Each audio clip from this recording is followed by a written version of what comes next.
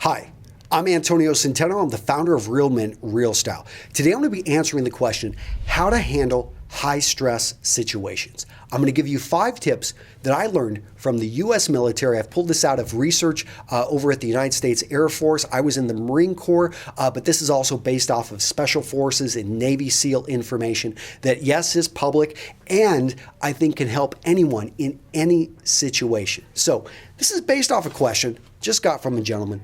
He's saying, Antonio, I love your style videos, love on communication, negotiating, great stuff. But I'm writing this email because this evening I went into a very small mom and pop cookie shop, and around 10 p.m., some friends, or basically a guy walked in, and I was there with my friends, and he's drunk, he's belligerent, he jumped behind the counter, and he said he was going to shoot or stab somebody. And I'm just in the situation. I didn't know what to do. And I immediately thought, maybe should I run? But this guy's blocking the exit. And after he left, I really thought to myself, what if I had had children? What if I had been there with my family? What should I have done in that situation? It's a great question, and we don't find ourselves in these situations very often. And so it's not something we think about a whole lot. But having had the privilege of being an officer of Marines and serving with some amazingly well-trained people, when we were deployed, we did work with Navy SEALs. I have a number of friends that are Army Rangers that have done things that are pretty darn amazing. So I went out there and I did some research. And a lot of this is based off a 2014 research paper that the Air Force commissioned. And this was called Enhancing Performance Under Stress. And this was aimed towards their combat airmen. And they broke this up into 3 parts. Now, some of you guys out there may be saying, okay, what am I going to learn from the Air Force? Hey, the Air Force came out of the Army in, I think, when was it? It was 1947, 1948. And those guys, if we go back to, the commandos during some 1944 operations, these guys, I have to hand it to the Air Force, to the modern day PJ who's jumping out there and, basically for, taking care of other people first. I have to say those guys are incredibly high stress situations. You think about it, you're flying an aircraft or you're jumping out of that aircraft, in a sense, someone else's life depends on yours. Oftentimes, one of the interesting things about the military is we're less concerned about ourselves than we are when it has to do with others. And getting back to this guy's email, I think that's a great point because I got really concerned about this stuff, just reading this and thinking about it. When I go with my family, when we go to Chicago, I'm a small town guy. But going to a big city, I have to admit, I don't like it because I feel less is out of my control. So I immediately think, what can I do? And these are things, I set this up because, and you can go read the Air Force research. I'm going to link over to it at the article because they talked about, first you have to understand that stress does affect you. Number 2 is that you've got to increase your skill set. And number 3, you should simulate high stress environments. And that's solid. And I think that applies if you are a military man or if you're a single guy. But how does this apply to a family? How does a guy, maybe, a normal person who's not going to go through military training, how can they use this information? So for this, I came up with 5 tips. And these 5 tips, based off research, based off my own experience, and hopefully you find them useful. So tip number 1 is you need to be able to control something. Even if it is something that really doesn't matter too much to the overall situation, you need to feel like you're in control. So let's take a step back. This gentleman's in there. He's got a guy that comes in, he's drunk, belligerent, jumps behind the counter, says he's going to stab people, shoot people. Now, what can you control? Not a whole lot here, but what you can control is your breathing.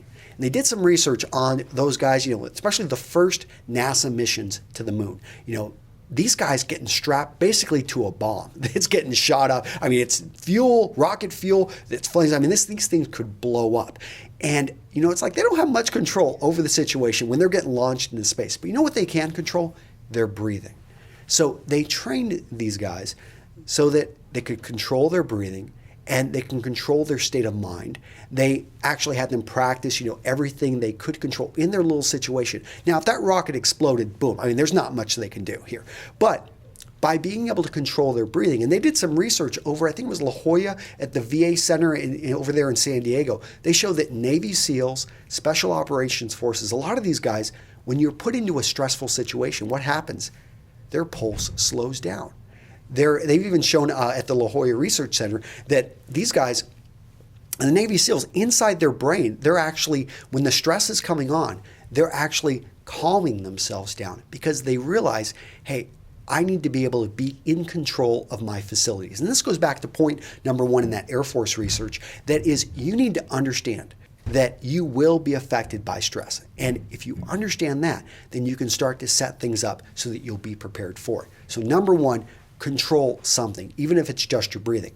Point number 2 is to think before acting. I know some guys say, hey, you should be able to, it should be instinctual. Well, the instinct is to actually run. And if you've got your family there, you don't really want to leave your family there. But thinking, and this is something that can get faster with practice, but the research is based off of some PhD students versus some undergrad students. They gave them an exam, very limited amount of time to do this. However, the PhD students started slower. The undergrads just jumped into it, but the PhD students took a step back and actually thought about the situation.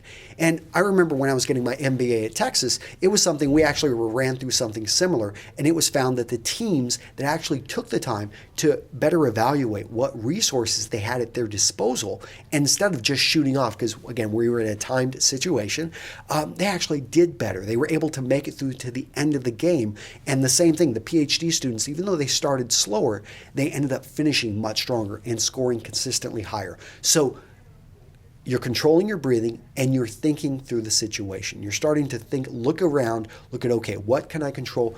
Start thinking about the situation.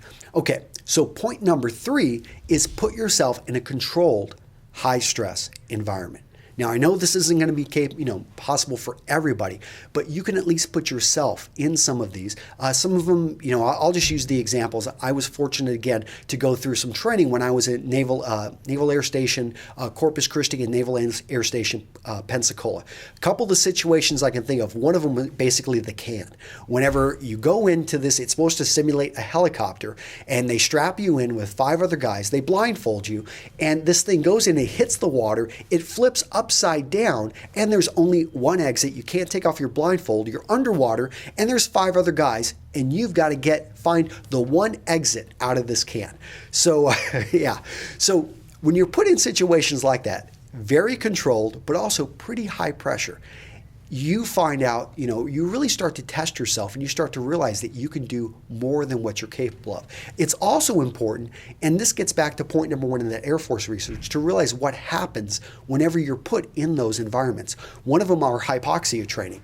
So this was something where basically you're put into a room and they start to pull out the oxygen, and you start to see what happens to your judgment, to your vision, to your ability when you get less oxygen. Now, I know not everyone's going to have access to this, but you can put yourself in situations. You can go get some martial arts training. You can go practice some jujitsu. There's a lot of things that you can do. Go pick up boxing. Put yourself in a situation that you're uncomfortable in, and in a sense, you start to get a better awareness of what you're capable of, but you also get used to that feeling of maybe, okay, things are a little bit out of control, but I can step back and yeah, you want to experience that. A boxer never really gets used to getting hit, but when you know what it's like to get hit, you can at least take it and you know how to react.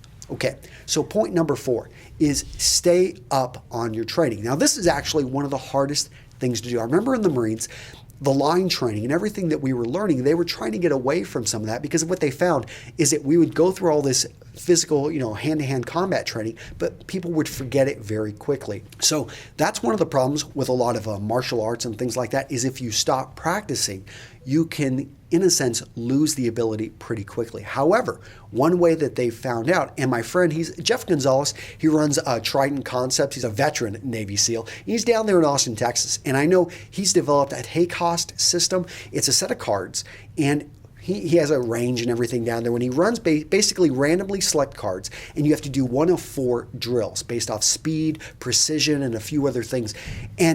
But these are almost mental drills. So you can do this at your home. And let's say you can't get out to the range. It's either too far, you don't have the funding for it, or it's just not going to fit in your schedule. But you can actually run through things mentally, and that is shown to have a very strong effect on maintaining your readiness. So if you want to get into meditation, there's a number of other things that you can check out. And yes, I'm going to link to more of this stuff over in the article. It's pretty cool, but you want to maintain your level of readiness any way you can. Point number 5, have some humor.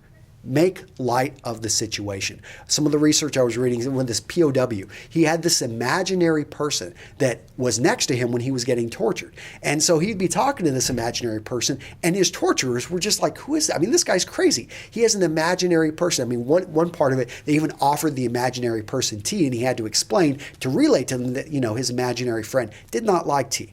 But by making fun of the situation, by having a little bit of fun with it. And they've shown this through ranger training, through SEER school, that if you do this type of stuff, that you're more likely to be able to make through it.